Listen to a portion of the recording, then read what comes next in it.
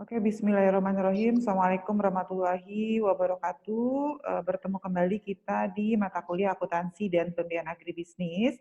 Hari ini saya akan masuk dengan materi terkait dengan biaya produk sampingan dan biaya produk gabungan ya. Saya share screen terlebih dahulu terkait materi kita hari ini. Ini adalah materi kita hari ini. Jadi materi kita hari ini terkait dengan kalkulasi biaya produk sampingan dan produk gabungan. Eh, Tujuan perkuliahan kita hari ini adalah dengan mempelajari modul ini diharapkan mahasiswa mampu memahami dan mendeskripsikan mengenai kalkulasi biaya produk sampingan dan produk gabungan, serta tujuan khususnya adalah pertama, mahasiswa mengerti dan memahami definisi dan arti produk sampingan dan produk gabungan. Yang kedua, mahasiswa dapat memahami dan menjelaskan hubungan antara kalkulasi biaya dan produk sampingan serta produk gabungan. Dan yang ketiga, mahasiswa bisa menjelaskan beberapa konsep perhitungan mengenai kalkulasi biaya produk sampingan dan gabungan. Isi outline perkuliahan kita hari ini, pertama saya akan menjelaskan definisi dari produk sampingan dan produk gabungan. Yang kedua, metode kalkulasi biaya produk gabungan. Dan yang ketiga adalah metode alokasi biaya produk gabungan ke produk gabungan dan sampingan. Nah, ini adalah pengantar perkuliahan kita hari ini. Jadi, seperti yang sudah saya sampaikan sebelumnya, seringkali ketika kita bicara tentang pertanian, petani tidak hanya mengusahakan satu jenis tanaman di dalam lahan usaha taninya.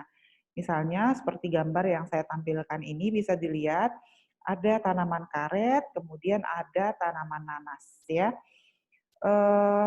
Mungkin saya akan coba ajukan pertanyaan terlebih dahulu ke Adis Tri Alfiona. Adis, silakan diaktifkan speakernya Adis. Adis, oke, kalau petani di sini petani memupuk karet, nanasnya ikut ke pupuk nggak Adis?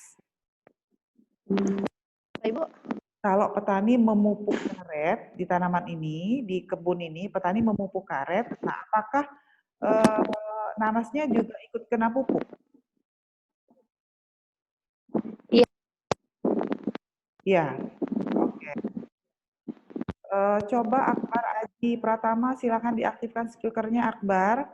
Akbar. Iya, Bu. Akbar, kalau di lahan ini, jika petani memupuk karet, ya, nanasnya ikut kena pupuk nggak Akbar? Enggak, Bu. Oh, jadi kalau pola tanamnya seperti ini, kalau petani memupuk karet, nanasnya nggak kena pupuk ya? Yakin, Iya, Bu. Akbar? Jadi pemupukannya itu dari di bawah daun nanas ini, Bu. Oh, gitu. Jadi nanasnya nggak ikut kena pupuk ya? Iya, Bu. Oke. Anastasia, silakan Anastasia. Diaktifkan. Oke, Anastasia. Kalau menurut Anastasia bagaimana ya kalau lihat kebunnya seperti ini? iya Bu. Kalau petaninya mupuk karet, katanya petaninya mupuk tanaman karet. Kira-kira nanasnya kena pupuk nggak ya Anastasia ya? Nanasnya juga ikut ke pupuk. Ikut ke pupuk. Oke. Kenapa nanasnya ikut ke pupuk Anastasia? Karena mereka lahannya berdampingan, Bu. Oke ya, jadi betul Anastasia. Jadi kalau petani memupuk tanaman karet, maka secara tidak langsung nanasnya pasti ikut ke pupuk juga. Artinya apa? Artinya apa? Seharusnya biaya untuk pupuk tanaman karet itu tidak sepenuhnya ditanggung oleh karet, tapi juga ditanggung oleh si tanaman nanas. Walaupun nanti ketika di lapangan, petani itu kalau ditanya bilangnya begini, Pak, nanasnya dipupuk enggak? Pasti mereka akan bilang, nanasnya tidak dipupuk. Ya, kenapa? Yang dipupuk itu karet. Nah, tetapi sebagai peneliti kita harus memahami bahwa kalau petani memupuk karet, nggak mungkin nanasnya tidak ikut kena pupuk. Kalau petani menyiangi tanaman karet, maka tidak mungkin nanasnya tidak ikut tersiangi. Artinya apa? Nanas seharusnya menanggung biaya pupuk, mungkin biaya penyiangan yang dikeluarkan oleh tanaman karet. Nah, itulah konsep dasar pengantar terkait mengapa kita perlu mempelajari kalkulasi biaya produk sampingan dan biaya produk gabungan. Artinya, tadi di sini ada biaya gabungan, biaya pupuk tadi mereka tanggung sama-sama. Kira-kira seperti itu. Bisa ngikutin sampai sini? Itu kalau dia di tanaman, ya. Kemudian di pempek. Nah, kalau pempek, kita jarang loh ngelihat orang bikin pempek itu. Oh, ini adonan khusus untuk pempek telur. Ini adonan khusus untuk pempek lenjer. Ini adonan khusus enggak. Biasanya pengusaha pempek itu di awal ikannya itu digabung jadi satu. Jadi ikannya digabung jadi satu, tepungnya jadi satu. Jadi dia ada di awal empek-empek itu ada konsep yang namanya biaya bersama atau biaya gabungan. Kenapa? Karena ikan, tebu, tepung, kemudian garam, kemudian air, kemudian telur itu sebetulnya menjadi satu kesatuan seperti itu. Nah, sehingga seringkali kalau pengusaha pempek ditanya berapa sih harga pokok telur, itu mereka nggak tahu, bingung menghitungnya. Kenapa bingung menghitungnya? Karena biaya awalnya sama. Bisa ikutin sampai sini? Ada yang ingin ditanyakan? Apalagi kalau ditanya berapa biaya harga pokok tekwan, biaya produksi tekwan, berapa biaya produksi. Biasanya pengusaha pempek akan bingung menghitungnya karena di dalamnya ada konsep biaya bersama. Ya, jadi itu pengantar awal terkait dengan apa sih biaya bersama atau biaya gabungan atau biaya sampingan.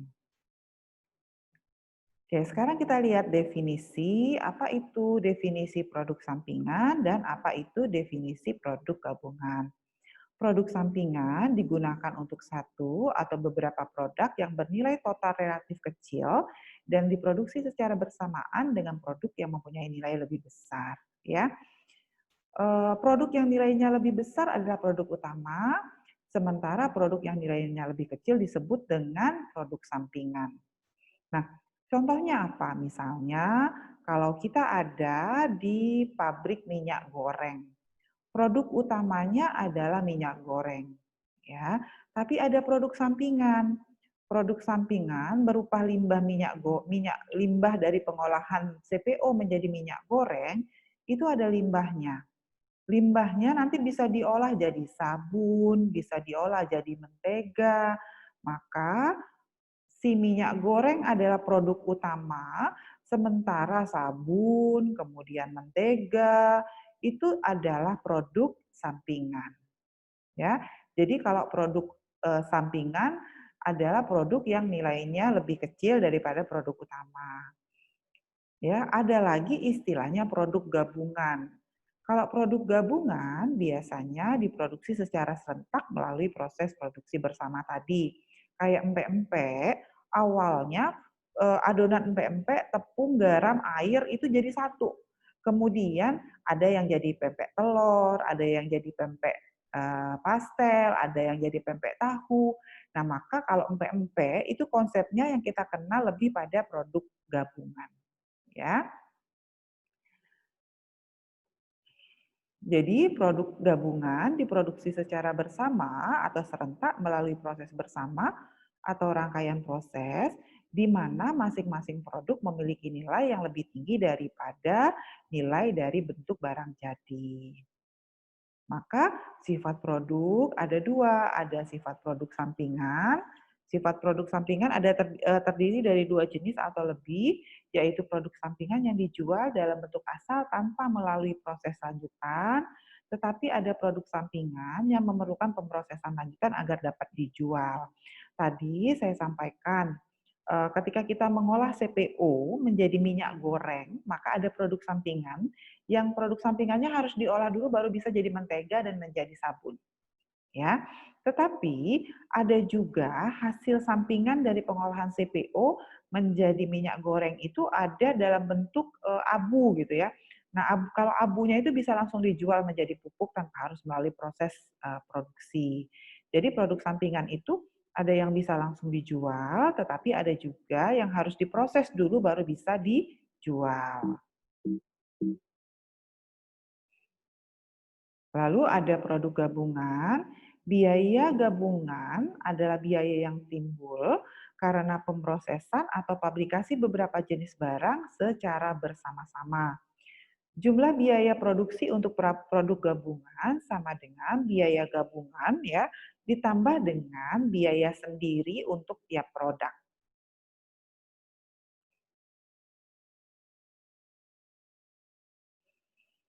Biaya gabungan atau joint cost, atau kalau di kita biaya gabungan ini sering disebut dengan biaya bersama. Contohnya tadi saya sampaikan, kalau petani memupuk karet, sementara di kebun karet itu ada juga nanas, maka secara tidak langsung berarti nanasnya ikut kena pupuk. Artinya apa? Artinya biaya pupuk untuk tanaman karet itu seharusnya tidak boleh hanya ditanggung oleh tanaman karet, tapi juga ditanggung oleh tanaman nanas. Kira-kira seperti itu. Itu namanya biaya gabungan atau biaya bersama. Lalu bisa juga misalnya petani tanaman padi, ya, petani padi. Petaninya tidak hanya menanam padi, tetapi juga menanam tanaman hortikultura. Cangkul atau biaya tetap yang dipakai untuk menanam padi dengan menanam tanaman hortikultura itu sama, cuma satu cangkul.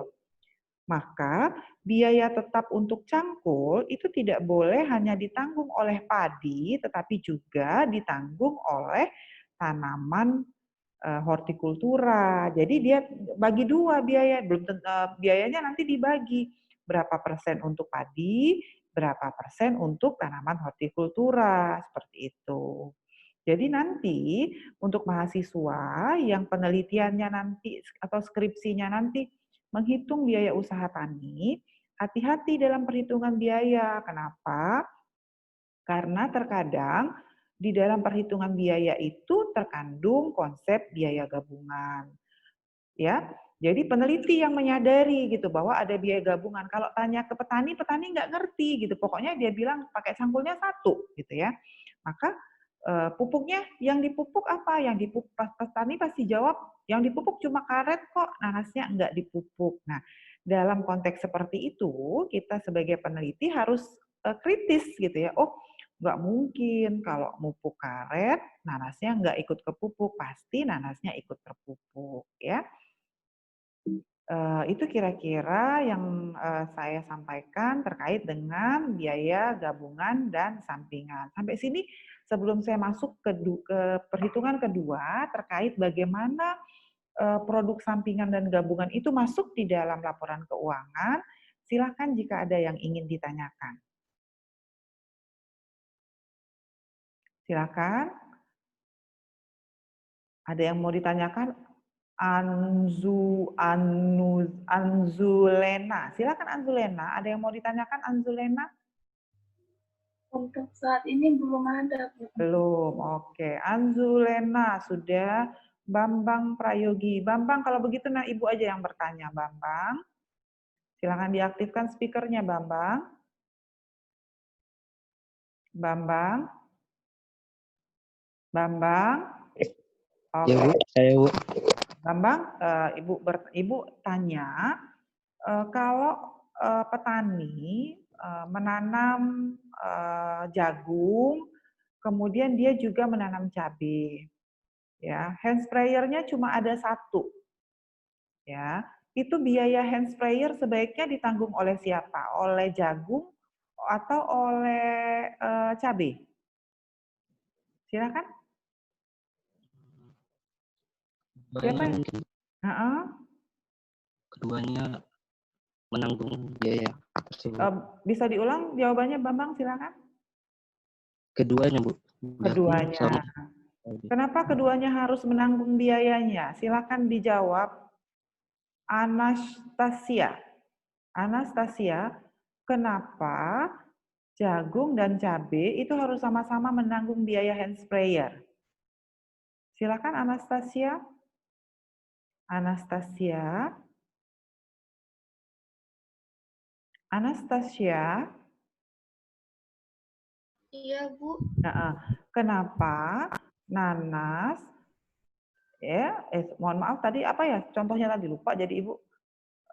Kenapa jagung dan cabai harus sama-sama menanggung biaya hand sprayer? Karena hand sprayer yang digunakan cuma satu, Bu. Terus? Dan dipakainya juga untuk keduanya, jadinya biaya bersama. Oke, jadinya biaya bersama ya.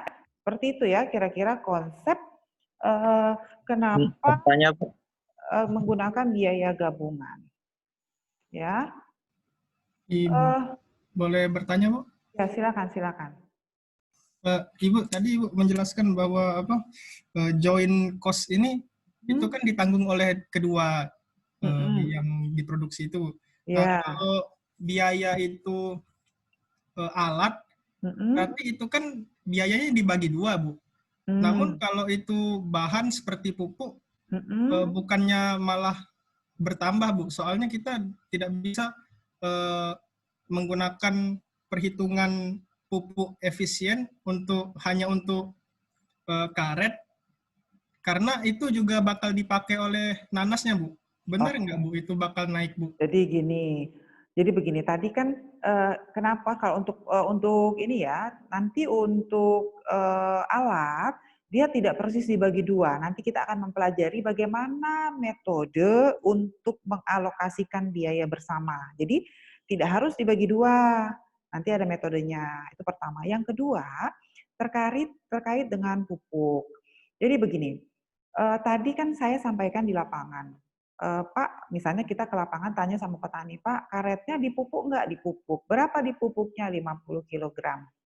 Terus kita tanya lagi sama petani, kalau nanas dipupuk nggak? Maka petani akan bilang tidak, yang dipupuk hanya karet. Ya, artinya apa? Sebagai peneliti, kita harus kritis ketika petani mengatakan bahwa enggak kok, nanasnya enggak dipupuk kok.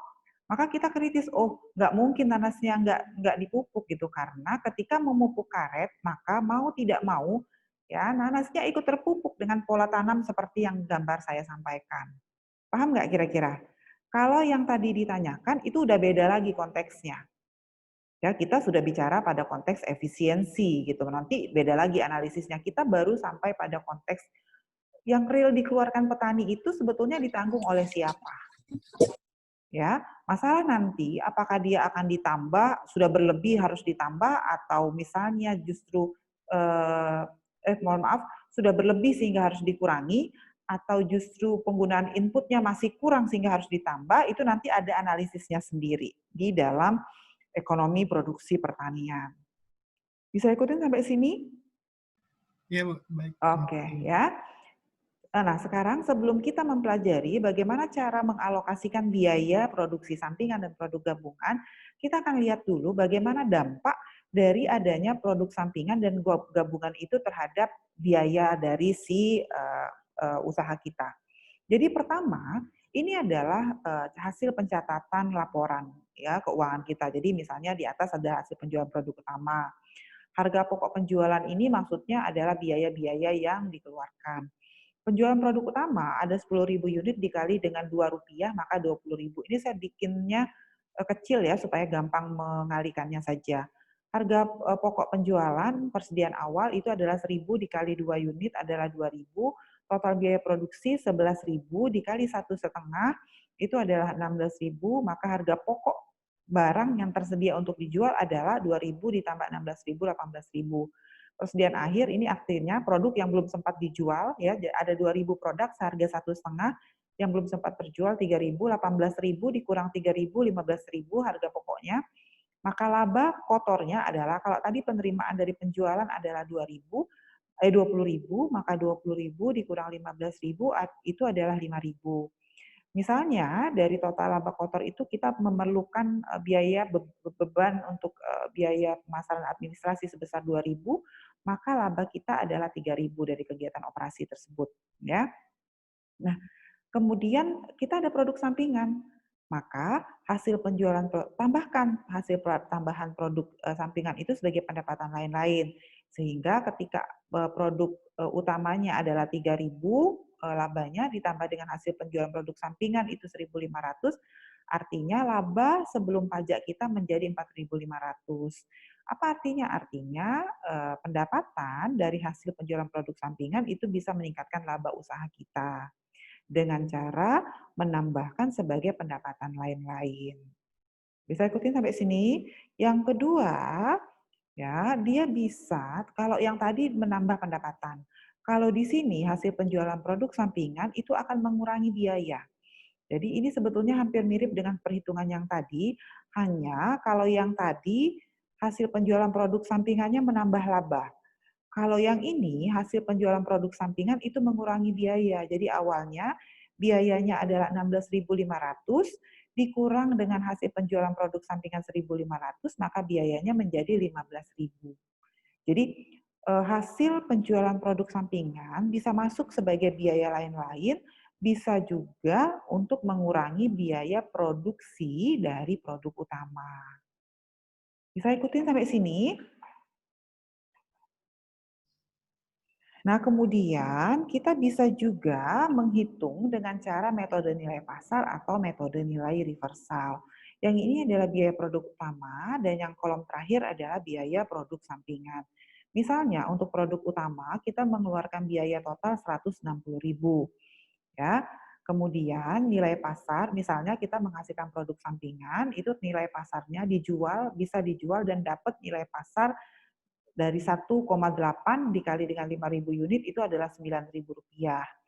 Nah, kemudian kita bisa mengandaikan bahwa laba operasi yang diandaikan adalah 20% dari nilai pasar, tapi ini tidak saya hitung. Tapi misalnya dari uang 9.000 itu kita mengeluarkan 5% dari nilai produk sampingan. Jadi ada sekitar 2.250 itu kita keluarkan sehingga total nilai, kan ini nilai pasar berarti penerimaan dikurang dengan biaya, itu adalah 6.750. Saya ikutin ya. Jadi ini adalah hasil dari penjualan produk sampingan. Hasil penjualan produk sampingan dikurangi dengan biaya pemasaran, dapatnya 6.750. Nah, oke. Kemudian kita misalnya dalam konteks ini kita ada mengeluarkan kembali biaya pengolahan untuk bahan setelah produknya selesai diolah, produk sampingannya dijual, ada biaya pemrosesan lanjutan. Ya, ada 1.000 biayanya, bahan pekerjanya 1.200, diketahui biaya overhead pabriknya juga 300, maka total biaya setelah titik pemisahan 2.500.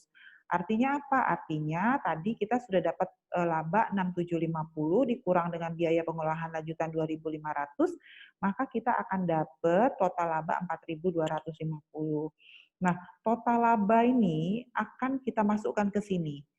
Dianggap sebagai biaya produksi neto. Tetapi akhirnya awalnya kan tadi biaya produksi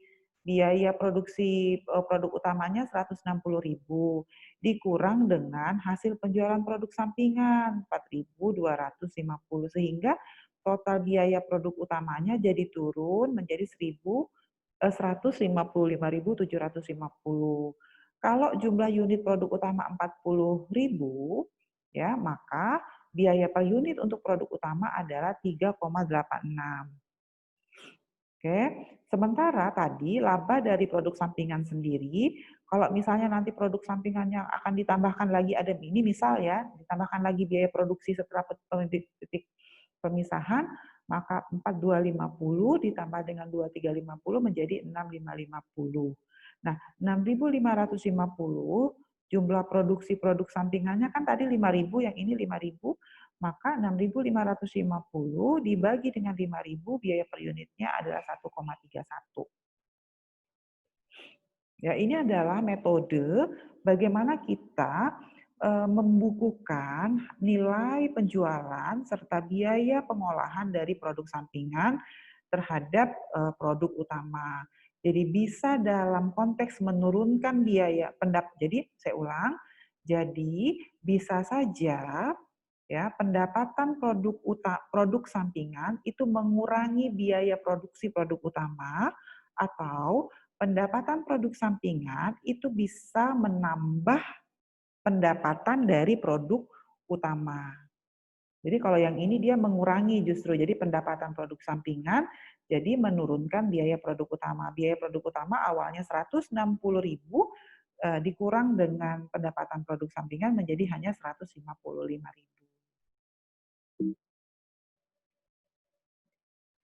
Kemudian metode alokasi produk gabungan dan produk utama. Nah, metode alokasi produk gabungan ini tadi yang ditanyakan oleh Rifki ya. Jadi tadi Rifki menanyakan bagaimana kita mengalokasikan biaya produk gabungan. Jadi cara mengalokasikannya Rifki tidak persis harus misalnya nanti produknya ada 4 kemudian jadi dibagi 4. Tidak boleh seperti itu. Jadi ada metode yang ilmiah untuk bisa membagi biayanya.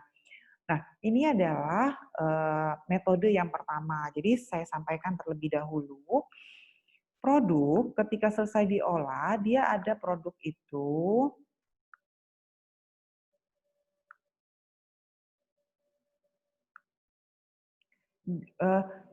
ketika selesai diolah dari pabrik, ada yang bisa langsung dijual. Nah, ini langsung dijual. Nah, berarti ini istilahnya didasarkan produk yang dapat dijual pada titik pemisahan. Artinya selesai proses produksi, dia langsung bisa masuk ke pasar. Tetapi ada produk utama yang ketika selesai proses produksi, dia harus diolah lagi. Artinya tidak dapat dijual pada titik pemisahan. Nah, ini adalah contoh. Misalnya, ya ini adalah contoh, misalnya diketahui biaya untuk ini ada berbagai jenis pempek. Ada pempek adaan, ada pempek panggang, ada kapal selam, dan ada lenggang. Biaya untuk menghasilkan empek-empek ini, total biayanya 500.000. Jadi, untuk menghasilkan 4 jenis pempek, total biayanya adalah 500.000. Pertanyaan kita adalah, jadi yang saya kasih warna merah ini diketahui ya, harga pempek adaan 2.500, pempek panggang 3.500, pempek kapal selam 15.000, dan pempek lenggang misalnya 17.500. Biayanya 500.000. Persoalannya adalah, berapa sih sebetulnya biaya real yang dikeluarkan untuk pempek adaan? Kan gitu ya. Berapa sih biaya real yang harus dikeluarkan untuk pempek panggang? Berapa sih biaya real yang harus dikeluarkan untuk pempek kapal selam? Berapa sih pempek lenggang biayanya? Maka apa yang harus kita lakukan? Yang pertama kali harus kita lakukan adalah mengkalikan antara jumlah unit dengan harga pasar. Jadi jumlah unit dengan harga pasarnya dikali menjadi 100 dikali 2.500 menjadi 250.000. Oke. Sekarang Ibu coba panggil Halimah Alupina. Halimah, silakan diaktifkan speakernya Halimah. Ya, Ibu. Oke. Halimah, 525.000 ini dapat dari mana Halimah? 150 dikali 3.500. Oke. Selanjutnya Ilham Maulana, silakan diaktifkan speakernya Ilham. Ilham.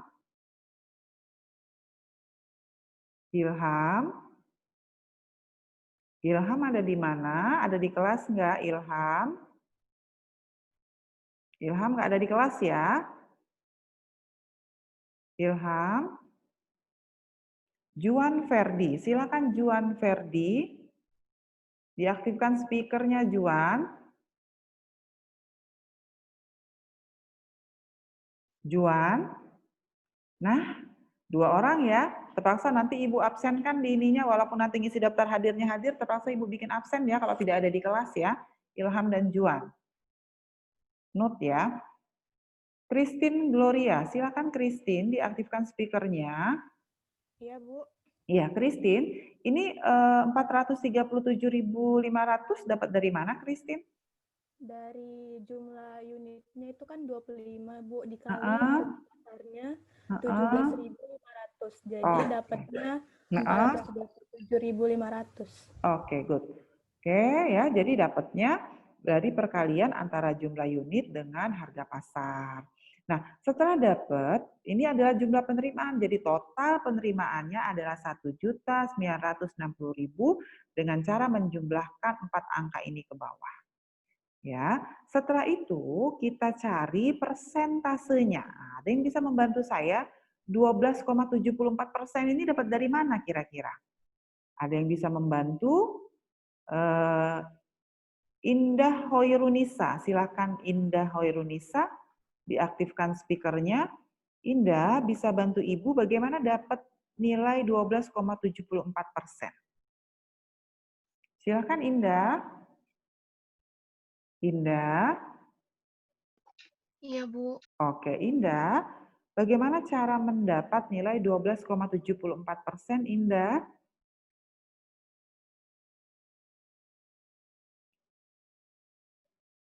Bisa bantu Ibu? Dari hasil dibagi Hasil yang mana, Indah? Silakan. dikali 100, Bu. Yang mana, Indah? Yang mana, Indah? Berapa bagi berapa? Apa dibagi apa, Indah? Silakan.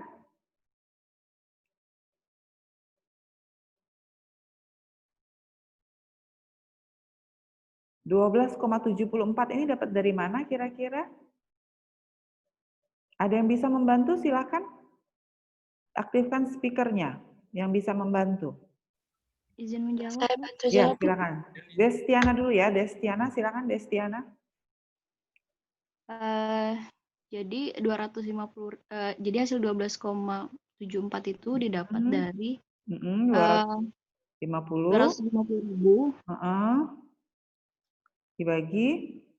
dibagi dengan 1.962.500 dikali 100. Oke, good. Betul, Destiana. Jadi dapatnya dari 250.000 dibagi 1.962.000 dikali 100. Ya, dengan cara yang sama kita bisa mencari persentase untuk nilai pasar pempek panggang, kapal selam, dan lenggang. Bisa ikutin sampai sini? Nah, sekarang ada yang bisa bantu Ibu? Ini dapat 63.000 dari mana kira-kira? Ada yang bisa membantu? Gusti, silakan Gusti.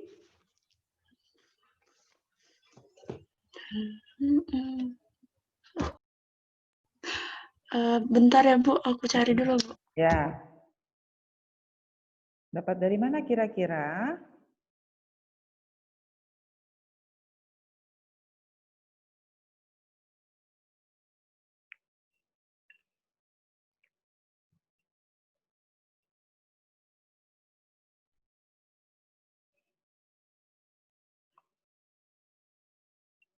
Oke, dapat nggak Gusti? Belum Bu. Belum. Ada yang bisa membantu? 63.694 dapat dari mana? Oke. Izin menjawab, Bu. Ya, silakan Arengga. Ya, jadi itu dari 500.000 dikali persentase nilai pasar, Bu. Oke, betul. Ya, tadi ingat, tujuan kita pertama tadi mau mengalokasikan biaya produksi gabungan. Nah, ini kan yang kita mau, ini kan yang mau, jadi kita itu punya biaya produksi gabungannya 500.000. Kalau pupuk tadi kita punya biaya pupuk itu 500.000. Kita mau hitung dari 500.000 itu berapa harus ditanggung oleh karet, berapa harus ditanggung oleh nanas. Nah, kalau sekarang 500.000 itu biaya total untuk bikin 4 jenis pempek ini. Nah, sekarang kita mau hitung dari 500.000 itu berapa sih sebetulnya biaya pempek adaan, berapa sebetulnya biaya produksi pempek panggang, berapa sebetulnya biaya produksi kapal selam, dan berapa sebetulnya biaya produksi pempek lenggang. Betul tadi yang disampaikan Arengga, jadi setelah kita mendapat persentase nilai pasar, maka persentase nilai pasar ini kita kalikan dengan biaya produksi. Maka kita akan dapat 63.000, Kemudian untuk PP panggang dapatnya 133.000, untuk kapal selam kita dapat 191.000, dan untuk pempek lenggang kita akan dapat biaya 111.000. Artinya apa? Dari total biaya produksi gabungan 500.000, itu ternyata biaya produksi untuk pempek adaan 63.000. Biaya produksi pempek panggang 133.000, biaya produksi pempek kapal selam 191.000, dan biaya produksi pempek lenggang 111.000. Sampai sini ada yang mau ditanyakan? Silahkan. Lanjut ya. Jadi tadi siapa tadi yang sebelumnya menyatakan biayanya dibagi dua tadi? Siapa Ibu? Lupa namanya? Saya, Bu. Rifki ya, Rifki. Nah, Rifki jadi sudah semakin terang ya, Rifki ya. Jadi kita tidak boleh begitu saja membagi biayanya menjadi dua. Nanti ketika skripsi bisa saja yang dibagi itu tidak hanya nilai pembobotnya itu, dasar pembagiannya tidak hanya nilai pasar sebetulnya. Kalau ini kan yang kita pakai adalah nilai pasar. Pada produk pertanian, Rifki, bisa saja yang menjadi pembobot itu tidak hanya nilai pasarnya, tapi juga bisa jumlah produksinya, bisa juga luas lahannya. Jadi bisa berdasarkan persentase luas lahan, bisa berdasarkan nilai produksi. Kalau yang saya sampaikan ini nilai produksi. Bisa juga kalau misalnya harga produknya sama, bisa juga berdasarkan berat tonase dari produk. Ya, seperti itu ya Rifki? Iya, Bu. Oke, saya lanjutkan yang kedua. Kalau yang pertama tadi adalah produk, ya. Yang pertama ini produk yang ketika selesai diproses, dia bisa langsung dijual ke pasar. Jadi tidak harus melalui proses produksi. Tetapi ketika kita bicara produk pertanian atau juga produk-produk yang lain, terkadang ada beberapa produk yang ketika selesai diproses produksi dia harus diolah lagi. Nah, ini saya kasih contohnya makanan terus dari tadi. Misalnya kalau empek-empek gitu ya, kalau tekwan itu setelah jadi empek-empek harus kasih kuah dulu. Paham nggak kira-kira? Berarti ada biaya untuk bikin kuah. Laksan harus ada biaya untuk kuah laksannya. Kalau celimpungan ada biaya untuk bikin kuahnya. Artinya apa? Terkadang ketika kita berada dalam proses produksi, ada beberapa produk ya yang tidak bisa dijual pada titik pemisahan karena dia harus diolah. Nah, maka metode pembebanan biaya produksinya juga menjadi berbeda. Nah, ini yang contoh kedua ini adalah biaya produksi. Kita akan menghitung biaya pemprosesan untuk produk-produk yang tidak bisa dijual setelah titik pemisahan. Tabel 10.5 ini adalah tabel yang menunjukkan nilai pasar dari produk setelah dia selesai diproses ya. Jadi misalnya tekwan, di pasar itu harga tekwan itu 15.000 nilai pasarnya, kemudian rujak mie itu 12.500, laksan itu 10.000, celimpungan itu 10.000 dijualnya. Nah, biaya setelah titik pemisahan kan tidak mungkin digabung. Kalau biaya setelah titik pemisahan nggak mungkin digabung karena biaya kuah tekwan dengan biaya rujak mie, dengan biaya laksan, dengan biaya celimpungan itu pasti beda. Karena jenis kuahnya berbeda. Maka ada biaya setelah titik pemisahan. 150.000 untuk tekwan, rujak mie untuk kuah rujak mie-nya 75.000, untuk laksan 125.000, dan untuk celimpungan 100.000. Tapi ini biaya setelah titik pemisahan, biaya untuk bikin kuahnya. Bisa ikutin sampai sini ya? Nah, tapi kan yang mau kita bobot itu adalah biaya awal. Biaya awalnya tadi kan 500.000. Ya nggak? Biaya awalnya tadi kan 500.000 ya. Maka apa yang harus kita lakukan? Ya. Jadi tadi biaya gabungannya yang kita mau alokasikan adalah 500.000. Maka tadi nilai pasarnya, harga produknya adalah ini tadi sama dengan di depan. Ini jumlah unit yang terjual. Maka nilai pasar setelah titik pemisahan ini adalah penerimaan. Nilai pasar setelah penerimaan ini, nilai pasar setelah titik pemisahan sebetulnya adalah real penerimaan usaha tersebut. Jadi penerimaan dari tekwan itu adalah 15.000 dikali 100 pieces ya, 100 porsi, berarti 1,5 juta, 12.000 dikali 50.000 dikali 50 porsi 625.000, 10.000 dikali 75 porsi 750.000 dan 10.000 kali 125.000 adalah 1.250.000. Maka total penerimaan usaha tersebut adalah 1.125.000. Bisa ikutin sampai sini?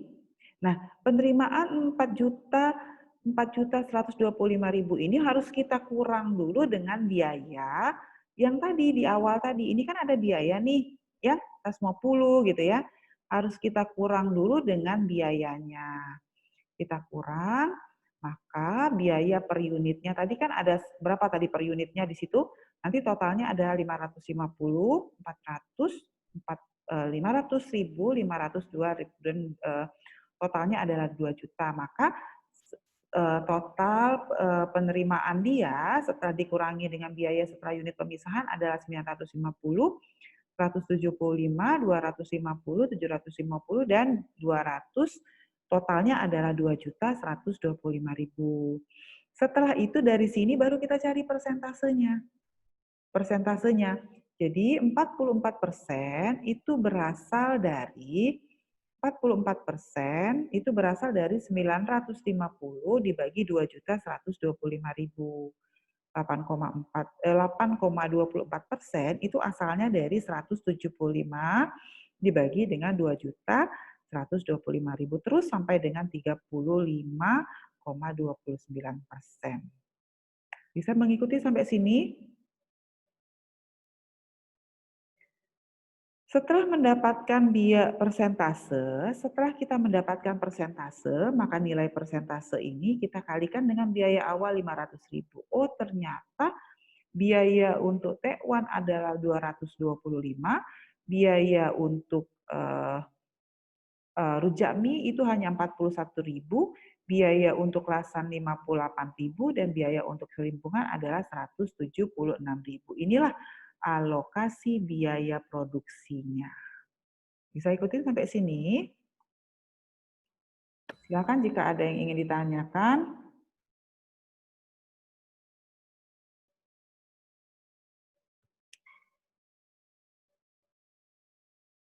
Ibu lanjut bisa? Bisa, Bu. Oke. Coba Gatra Reza, diaktifkan speakernya Gatra. Ya, Bu. Gatra, Gatra 223.529 ini dapat dari mana ya Gatra ya? Dari gabungan jumlah T1 tadi, dari nilai pasar setelah titik pemisahan, biaya pemrosesan setelah titik pemisahan, total nilai pasar hipotesis sama persentasenya, Bu. Oh, itu kan dari dijumlahkan. persentase. Tidak, Bu, dari persentase yang 40% yang biaya proses setelah titik pemisahan, Bu. Yang 550 itu, Bu. Ya, sekarang bisa nggak Gatra menunjukkan secara lebih detail 223 ini dapat dari perkalian antara apa dengan apa atau pembagian antara apa dengan apa?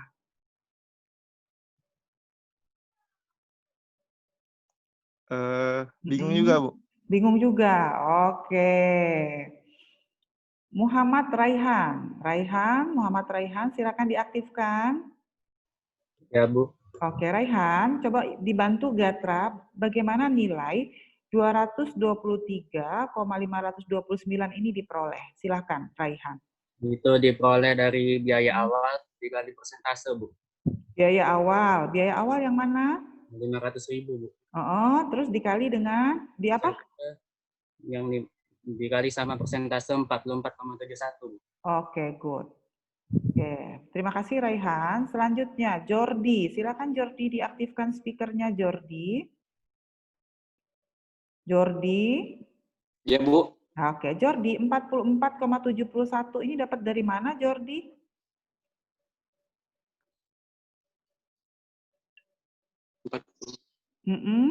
Persentase 44,71 dapat dari mana ya?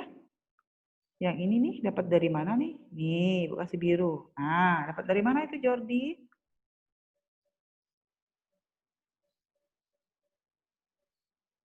Lupa, Bu. Oh, lupa. Oke. Sekar Anindita Miranti. Sekar, silakan tolong bantu Jordi. Sekar, bagaimana cara mendapat nilai 44,71? Silakan, Sekar. Dari nilai total pasal yang hipotesis yang 950.000 Oke. 2.125.000 dikali dengan 100. Oke, good, Sekar. Ya, Jordi dapatnya dari 950.000. Ya, Jordi dibagi dengan 2.125.000 dikali 100, dapatlah 44,71%. Siti Fahira Asifa, silakan diaktifkan Siti Fahira Asifa, speakernya. Oke. Siti Fahira, 950 ini dapat dari mana Siti Fahira? Didapat dari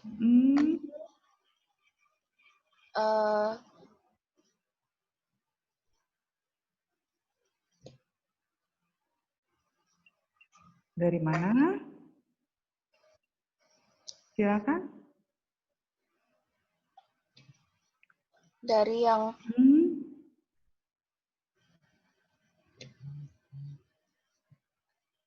Ayo. Dari mana? Deket banget tuh nilainya tuh. nilai pasar setelah titik pemisahan itu dikurang dengan nilai prosesnya. Oke. Terima kasih. Sarima Anggraini, silakan Sarima diaktifkan. Ya, Bu. Oke. Sarima, biaya pemrosesan setelah titik pemisahan ini maksudnya apa ya Sarima ya? Biaya pemrosesan setelah titik pemisahan itu dari jumlah unit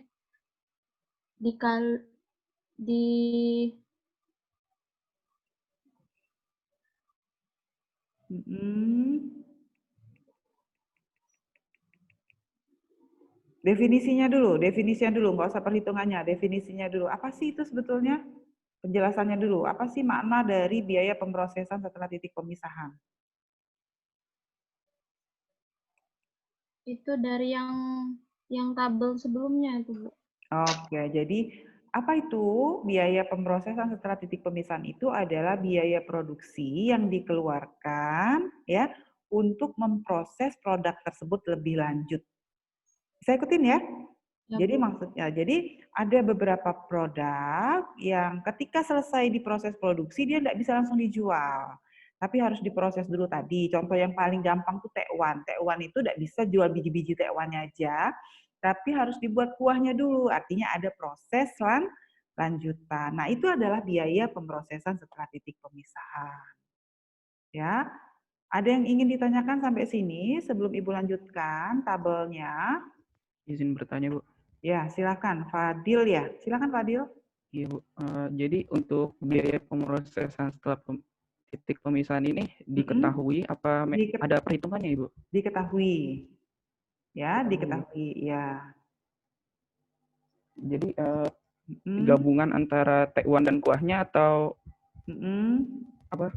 Ya, kuahnya ini doang itu, misalkan. Ya, hanya kuahnya doang. Biaya untuk kuahnya doang. Ya. Oh, gitu. Ya, boleh saja nanti misalnya bisa saja dihitung, artinya biaya untuk satu porsi kuah itu berapa nih? Kalau 105.500 ya berarti kan satu porsinya itu sebetulnya biaya untuk kuahnya saja. Kalau mau dihitung dari per unit bisa juga. Saya ikutin? Fadil? Oke. Nah, ada cara yang lebih mudah gitu ya. Kalau ini agak lebih rumit gitu karena kita punya pertimbangan ilmiah. Tapi ada yang lebih mudah, tetapi cara yang lebih mudah ini hanya boleh kita pakai kalau produknya itu ternyata punya level harga yang sama. Jadi misalnya kalau kita mau bikin pempek itu harganya 2.500 semua. Pempek kecil itu kan sama ya harganya. Maka kita boleh pakai metode yang kedua, metode biaya per unit. Tapi jika nanti ternyata setiap produk itu punya level yang berbeda, maka kita tidak bisa menggunakan metode biaya rata-rata. Jadi diketahui ini harusnya ada tabelnya sebentar ya. Nah ini contohnya biaya per unit rata-rata. Jadi biaya per unitnya sama. Kalau biaya per unitnya sama, maka kita bisa menggunakan metode biaya harga per unitnya sama. Ya, cara menghitung biaya per unit adalah jumlah biaya produksi gabungan dibagi dengan jumlah produksi. Jadi misalnya totalnya jumlah produksi kita adalah 6.000 unit. Ya, 6.000 unit. 6.000 unit dibagi dengan 120.000, menghasilkan 4 jenis produk 120.000. Maka ini mohon maaf ya, ini 120.000 harusnya 120.000 dibagi 60.000 dapatnya 2.000 satu unit. Maka kalau dia 2.000 satu unit, alokasi biaya produk gabungannya nanti ini kan dikasih 2.500 kali 2.000 biaya per unit 5.000, kemudian 1.500 dikali 2.000 3.000 sehingga total dapatlah 12 juta untuk biaya alokasi produk gabungan. Jadi bisa saja sebetulnya dari total semua ini betul nggak 120 juta hitungan saya? 12 juta ya harusnya ya. Oke, kita end dulu, bisa nggak diedit? Oke, harusnya di sini berarti di sini 12 juta ya, ini kebanyakan nolnya. 12 juta dibagi jumlah per unitnya, 6 unitnya 60.000. Oke. Ini 6.000. Ini harusnya 1.500, 2.000. Betul nggak ini 6.000 ya? 3.000, 4.000, 4.000, 5.000, 5.000, 6.000. 6.000 dibagi 12. Ini harusnya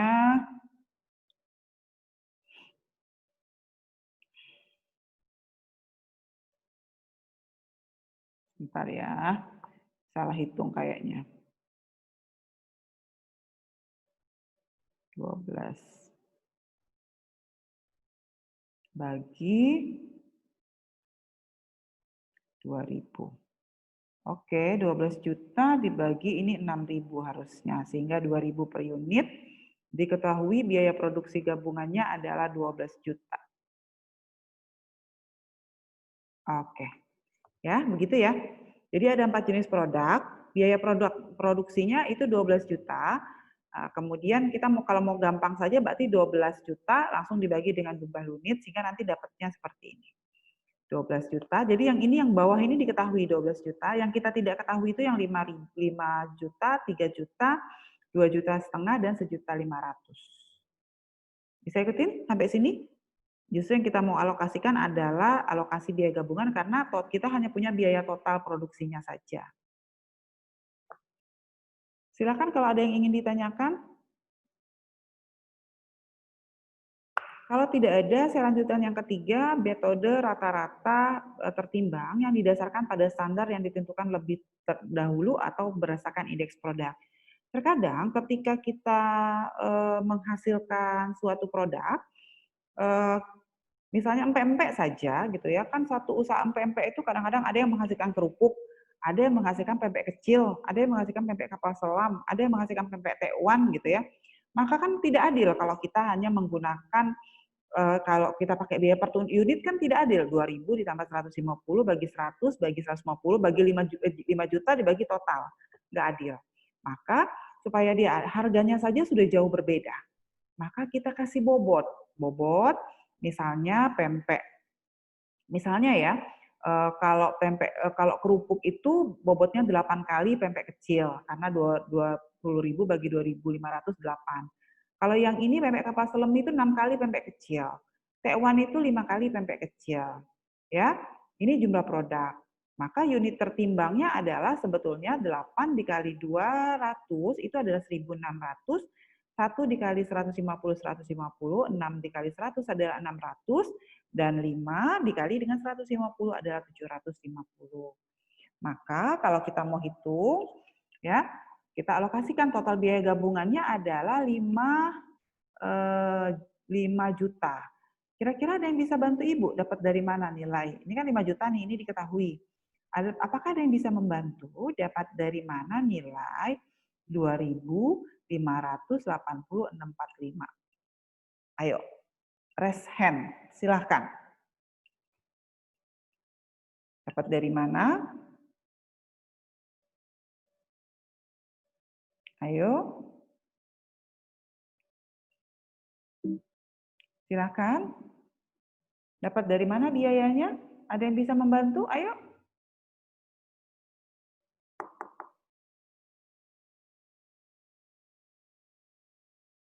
Ayo, Fadil, bisa membantu Fadil? Izin menjawab, Bu. Ya, silakan. Kotrunada. Jadi nilai alokasi pada biaya produksi gabungan itu didapat dari, pertama kita harus melihat unit tertimbangnya, Bu, yaitu dari 1.600.000 dikali dengan biaya per unitnya, Bu, yaitu 1.612.000. Oke, jadi 1.600 dibagi dengan 3.100 dikali dengan 5 juta. Bisa ikutin sampai sini? Ya. Jadi, oke, saya mau tanya lagi nih, jangan-jangan ada yang tidur nanti di kelas. Wiwin, silakan Wiwin diaktifkan speakernya Wiwin. Wiwin. Win. Iya, Bu. Win, coba diulang Win, 2.586.45 dapat dari mana tadi Win? Penjelasan saya Win. Silakan Win. Itu Bu, unit tertimbang 1.600.000. Terus dikali 1.600.000. Oh, ulang. 1.600.000. Ayo. Itu Bu, dikali biaya unitnya Bu, per unit. Terus dibagi 3.100.000-nya Bu. Total dari. Yang mana Win? Ulang Win. 3.100.000. Yang mana Win? Ulang. Coba yang mana? 1.600.000 dibagi 3.100.000 Bu, total dari unit tertimbangnya. Terus dikali 1.600.000 biaya per unitnya Bu. Oke. Ini bacanya berapa Win? Kira-kira Win ini Win? 3.100.000. Yang benar ini 3.100.000 Win. Berapa ini? 3.100. 3.100. Yang ini berapa bacanya Win? 1.600 Bu. 1.600. Ini bacanya berapa Win? 8. 8-nya koma jadi titik-titik jadi koma kan kalau Inggris itu ya? Ya Bu, maaf. Oke. Ya, terima kasih. Sampai sini silahkan jika ada yang ingin ditanyakan terkait dengan bagaimana kita mengalokasikan produk gabungan ke masing-masing produk. Silakan. Saya Bu. Ya, silakan. Itu tadi untuk pembagi apa namanya? Apa ya tadi Bu? Boleh dibuka Bu PPT-nya? Boleh. Bentar ya. Share screen. Yang ini? Bukan Bu, yang barusan sebelum. Oke, yang ini? Iya Bu. Ya, silakan. Nah, untuk pembagi poin tertimbang tadi, Ibu menggunakan yang 2.500 ya Bu? Lebih kecil. Iya. Berarti itu pembaginya memang harus menggunakan yang harganya paling kecil ya Bu? Tidak harus. Tidak harus seperti itu. Jadi bisa saja nanti peneliti punya, ini dalam konteks penelitiannya, peneliti bisa boleh punya justifikasi apapun ketika menentukan poin. Jadi tidak harus pembandingnya, bisa saja pembandingnya adalah produk yang ada di luar gitu, yang menurut kita menjadi lebih mahal atau justru lebih murah, tapi tetap harus ada justifikasi ilmiah. Yang saya berikan adalah contoh memberikan poin dengan cara yang paling mudah. Dengan menganggap bahwa produk yang ada di dalam sistem itu sebagai pembanding. Karena menjadi lebih mudah dipahami. Tetapi di lapangan atau bahkan di berbagai buku terkait dengan akuntansi pembiayaan, itu tidak harus. Jadi bisa saja kita akan menggunakan produk-produk yang ada di luar. Misalnya pembandingnya itu adalah antara harga. Kalau di luar itu kan ada harga bahan bakar yang dihasilkan oleh Pertamina, oleh Shell, kan gitu ya. Misalnya kita mau menghitung harga pokok dari bahan bakar yang dikeluarkan oleh Pertamina. Jadi tapi kita boleh menggunakan bobotnya itu bahan bakar yang dihasilkan oleh PT Shell gitu ya. Seperti itu. Jadi tetapi tetap harus ada justifikasi ilmiah. Tidak boleh berdasarkan pertimbangan subjektif si peneliti. Jadi harus objektif dasar penentuan poinnya. Ya, Rifki? Iya, Bu. Terima kasih, Bu. Sama-sama. Silakan, ada lagi yang ingin ditanyakan? Izin bertanya, Bu. Ya, silakan. Jadi pertanyaan saya simpel-simpel aja, Bu. Jadi, apakah syarat biaya produk gabungan itu berlaku kalau produknya itu sejenis, Bu, ya? Oke. Ya, itu aja? Udah. Oke. Jadi, kita tidak, sebetulnya produk gabungan itu tidak harus produknya sejenis tadi ya, seperti kayak di yang gambar di awal yang saya sampaikan tadi kan ada tanaman perkebunan, kemudian ada tanaman horti kan sebetulnya, produknya tidak sejenis kan sebetulnya, ya nggak? Maka yang jadi persoalan adalah ketika dalam proses produksi itu ada biaya yang harus, jadi ada proses produksi yang menghasilkan produk lebih dari satu, terus biayanya dia tanggung bersama-sama, kira-kira gitu. Bisa paham ya? Misal saya contohkan, Bu. Boleh, silakan. Kalau Ibu contohkan tadi kan ada tanaman karet, terus tumpang sarikan dengan nanas. Nah, itu produk gabungannya jatuh di pupuk. Nah, kalau misal saya kasih contoh. Bukan produk gabungan ya, biaya gabungan. Iya, Bu, itu, Bu. Iya. Kemudian saya contohkan ada petani padi, Bu. Terus dia itu naruh ikan, Bu. Kan di petaan sawahnya itu, Bu. Nah, jadi itu kan produknya nggak sejenis, Bu. Jadi kalau biaya produk gabungannya gimana, Bu? Oke. Sekarang, ketika petani di satu lahan, ya, sekarang kita logika berpikir. Ini logical thinking ya. Jadi tidak harus pakai belajar akuntansi. Ini logical thinking. Ketika kita membuka lahan padi, ya, artinya lahannya diolah. Kalau buka lahan kan ada biaya untuk traktor, ada biaya untuk mungkin ada hand sprayer, ada biaya cangkul ya, waktu buka lahan ya. Nah, kemudian lahannya dipakai untuk padi dan ikan. Ikan nanggung biaya nggak kira-kira untuk pengolahan tanah yang menggunakan traktor, menggunakan cangkul tadi? Ada yang bisa kasih pendapat? Kontrol nada. Ikan itu nanggung biaya nggak? Menurut saya, iya, Ibu. Ya, betul. Jadi, dia menanggung biaya. Kenapa? Karena ikan nggak bisa kita buat di situ kalau lahannya nggak terlebih dahulu dibuka. Jadi, ada biaya yang harus ditanggung oleh ikan. Sama kayak tadi. Saya melakukan usaha pabrik minyak goreng kelapa sawit. Artinya saya merubah dari CPO menjadi minyak goreng. Ya, produk utama saya adalah minyak goreng, tapi ada produk sampingan kan? Produk sampingannya nanti produk sampingannya tuh harus diolah dulu setelah titik pemisahan karena limbahnya itu harus diproses baru bisa jadi sabun sama mentega. Paham nggak kira-kira? Tapi biaya untuk menghasilkan mentega dan biaya untuk menghasilkan sabun itu sebetulnya ada di biaya awal kan? Ya nggak? Ada di CPO itu pertanyaannya gini, Doni, kalau yang kayak konsep saya sampaikan ada produk utamanya adalah minyak goreng, ya. Kemudian produk sampingannya adalah mentega sama apa tadi saya bilang sabun. Mentega sama sabun itu menanggung biaya produksi CPO nggak, Don? Kira-kira, Don? Harusnya menanggung, Bu. Ya harus, bukan harusnya. Harus. Ya, Bu. Ya, harus, bukan harusnya. Harus menanggung. Itulah gunanya kita belajar hari ini kalkulasi biaya produk sampingan dan kalkulasi biaya produk gabungan. Jadi nggak boleh biaya CPO itu hanya ditanggung oleh minyak goreng. Tapi juga harusnya ditanggung oleh mentega dan juga ditanggung oleh sabun. Walaupun dengan porsi yang kecil. Seperti itu. Bisa ikutin sampai sini? Silahkan.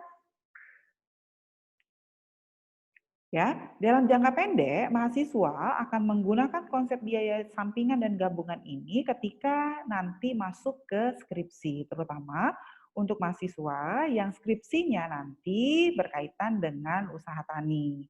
Kenapa? Karena petani nggak mungkin nanam padi cangkulnya satu khusus untuk padi, nanam horti cangkulnya khusus untuk horti. Nanti petaninya mau nanam cabai, beli lagi cangkul khusus untuk cabai, kan ke petani nggak mungkin seperti itu. Ya, walaupun petani akan mengatakan tidak, cangkulnya tidak beli lagi, cangkulnya cangkul tadilah. Nggak berarti sebagai peneliti kita mengatakan kemudian biayanya menjadi nol. Sebagai peneliti kita harus kritis dengan mengatakan bahwa oh iya walaupun nol, kita harus tahu cari dengan menggunakan konsep biaya produksi, sampingan dan gabungan. Kira-kira seperti itu. Bisa ikutin sampai sini?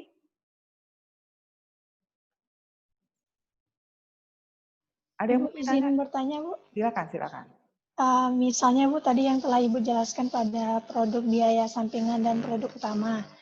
Nah, misalnya jika kan produk sampingan seperti sabun dan mentega tadi Bu, apabila produk sampingan itu memiliki jumlah permintaan dan penawaran pada konsumen itu lebih tinggi Bu, sehingga menghasilkan laba atau keuntungan yang lebih tinggi dari produk utama, menurut Ibu ada kemungkinan nggak Bu produsen itu mengalihkan produk utamanya Bu? Kalau menurut saya seperti ini, karena kan sabun dan mentega itu tidak bisa diolah kalau tidak ada limbah dari pengolahan minyak goreng. Ya enggak? Ya, kalau dalam konsep seperti itu. Makanya tadi disampaikan dalam konsep produk gabungan, itu ada dua, ada produk utamanya, ada produk sampingannya. Produk utama adalah produk yang nilainya lebih tinggi. Kalau kita bicara minyak goreng, maka di pasar minyak goreng itu harga pasarnya lebih tinggi daripada harga sabun dan harga mentega. Sebetulnya seperti itu. Ya, karena berarti kan kalau kita lebih mengutamakan produksi, ini kan kita bicara pabrik minyak goreng ya. Kalau kita kemudian mengutamakan sabun sama ini, minyak gorengnya mau diapain gitu loh. Karena produk justru kita tuh supaya kita mengolah limbah itu supaya ada tambahan pendapatan dari produk sampingan seperti itu. Baik, terima kasih Bu. Sama-sama. Tapi boleh ada usaha yang misalnya ada perusahaan minyak goreng nih yang limbahnya dia tidak olah, kemudian kita beli. Jadi usaha kita itu adalah usaha menghasilkan sabun. Maka buat kita usaha itu adalah sabun dan mentega adalah produk utama. Nah, bisa ya? Memahami ya? Iya, Bu, bisa. Oke. Ada lagi yang ingin ditanyakan? Silakan. Kalau tidak ada, terima kasih perhatiannya. Ya, salam sehat selalu. Ibu sudahi kuliahnya sampai di sini. Terima kasih. Alhamdulillah. Wassalamualaikum warahmatullahi wabarakatuh. Waalaikumsalam warahmatullahi wabarakatuh. Terima kasih, Bu.